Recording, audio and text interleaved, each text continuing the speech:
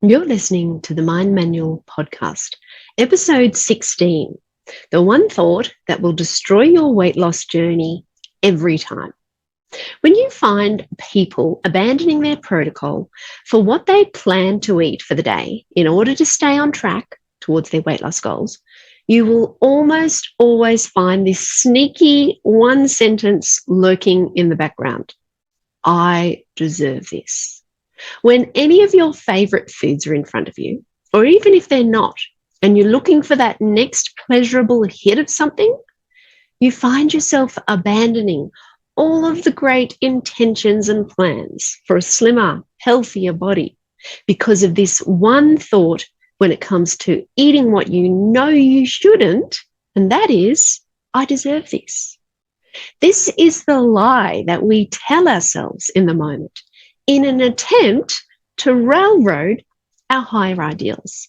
It gives us the permission that we need to enjoy the immediate pleasure of eating the thing and delaying our long-term desires of enjoying a healthier and slimmer body. We convince ourselves that we can do it later, but that day never arrives because there's always a pleasure that we deserve to get us through the day. So we are forever trading the dreams and goals that we have in our life for the temporary hit of pleasure from food in the moment. When you understand how the primitive part of our brain is wired, you can start to see why we keep sabotaging our plans like this, despite the obvious fact that they're for our highest good and how we truly do want to live our lives. Why is it that the short term keeps trumping the longer term? Well, the primitive programming that the human brain comes pre-installed with has everything to do with survival. In our early beginnings, when food was scarce and threats were plentiful, we were required to leave the safety of our caves and face the dangers of the world in hunting and gathering our food in order to survive. So in order to reduce the amount of times that we needed to place ourselves in harm's way in search for sustenance, the safer we would be. Conserving energy was necessary given our ancestors didn't always know when they would have food again. It meant that they didn't need to replenish their energy stores so often if they could stay in the safety of the cave and conserve energy. All very logical, sensible, and rational. This is the first element of the motivational triad that our primitive brain is in charge of. Next is the question of pain and what that represents to our survival. Essentially, we experience physical pain in the body as a warning or alert signal to the brain that something is wrong and we need to do something or alter our course to fix or remedy the problem. It's an amazing feedback system that we have inbuilt so that we can know to take action to avoid the threat and restore our system back to homeostasis, which is a state of balance among all the systems in our body that we need to survive and function. In terms of emotional pain, when we experience fear or anxiety or any negative emotion, it's a signal back to the brain that there's an impending danger, which releases the neurotransmitters to physically prepare the body for fight or flight. So we have this inbuilt bias for wanting to avoid pain in order to survive. All very sensible, logical, and rational. This is the second element in the motivational triad that our primitive brain is in charge of. The third element is our need to seek pleasure and what that represents to our survival. The most basic functions of our survival will depend upon eating to supply energy for our biological systems to function properly, and reproduction to ensure the succession of our species into the future. If we didn't have this natural desire to keep performing these activities, then our survival could not be assured. The desire to eat and the desire for sex are a necessary, natural, and normal function that is driven by this primitive part of the brain, also called the reptilian brain. The problem with pleasure, however, is that it relies on a surge of dopamine, which is a chemical called a neurotransmitter that is released by the brain, and it's also a hormone that is made in our adrenal glands. The release of this dopamine substance is what makes us feel good, which is why it's also known as the feel-good hormone.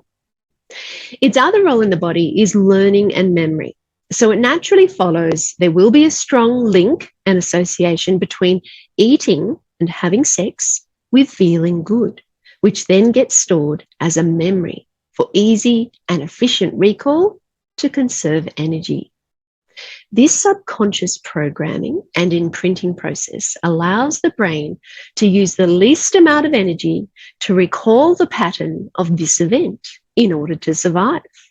Given the human brain uses the most amount of energy of any organ in the body, it relies on this autopilot function to perform its activities, with the most powerful and dominant being for survival. The other important role of dopamine in the body is that it regulates our motivation. This is thought to contribute in making dopamine an addictive substance. So when dopamine is released in response to an activity that we have pre-programmed to desire, such as eating, drinking, or having sex, this reward of feeling good will get tied to that behavior or food, and it becomes a trigger for experiencing that pleasurable sensation. So when you're exposed to those environmental cues, you'll begin to feel the same drive and desire to seek out that same pleasure. This drive can be incredibly powerful, creating an urge that's hard to control, which is a factor in the development of addiction.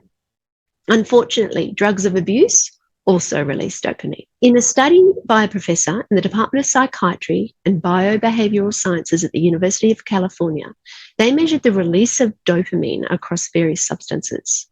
Alcohol, for example, produced a release of dopamine from about 100 units to 200. He got a similar magnitude in effect with nicotine.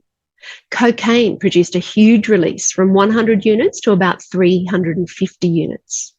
And the mother of all was methamphetamine. That went up to 1,250 units, which is a tremendous hit of dopamine.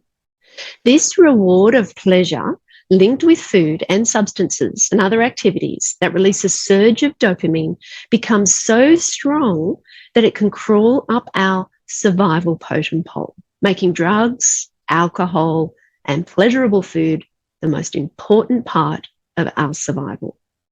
And because the memory sensory association is so strong and well rehearsed, just the thought of having the alcohol, the food, or the drugs is enough to trigger the memory recall of that experience, and it starts to create a series of responses in the body. So dopamine in the brain creates the pleasure, not just around consuming the thing, but the specific memory of how rewarding it is to eat that favorite food or drink, that glass of wine. Just describing and reliving memories of having it is enough to set off this chemical association between reward and pleasure in the brain, kicking off our craving symptoms. So the old out of sight, out of mind trick will only get you so far. The rest will be up to how you manage your mind and not indulging in the thoughts and memories of having it.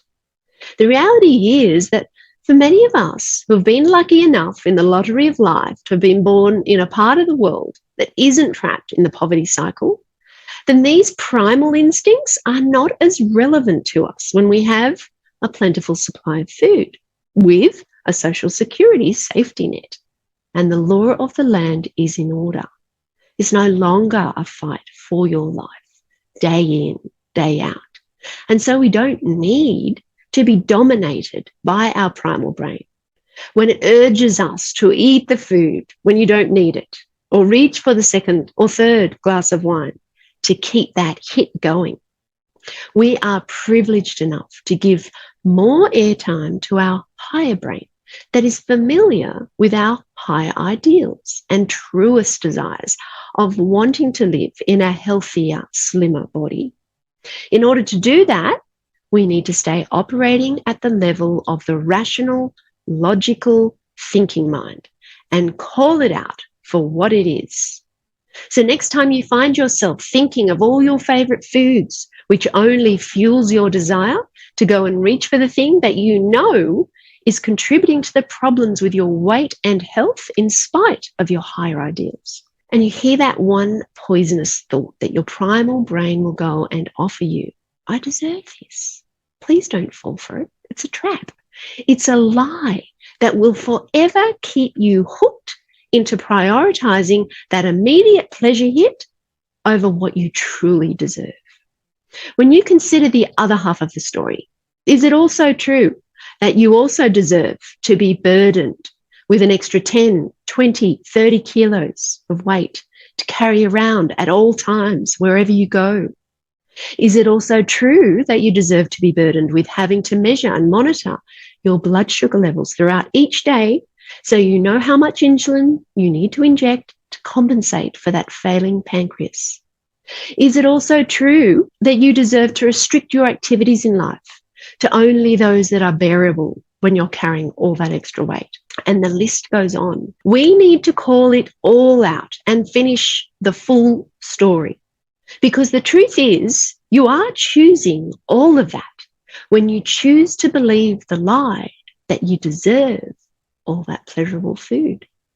The other thing to question is the link between this problematic yet pleasurable food being tied to your deservedness. The Merriam-Webster dictionary defines the word deserve as to be worthy of. So many of us go about our lives trying to earn the right to feel worthy, to prove our worthiness, or to find it somewhere, somehow.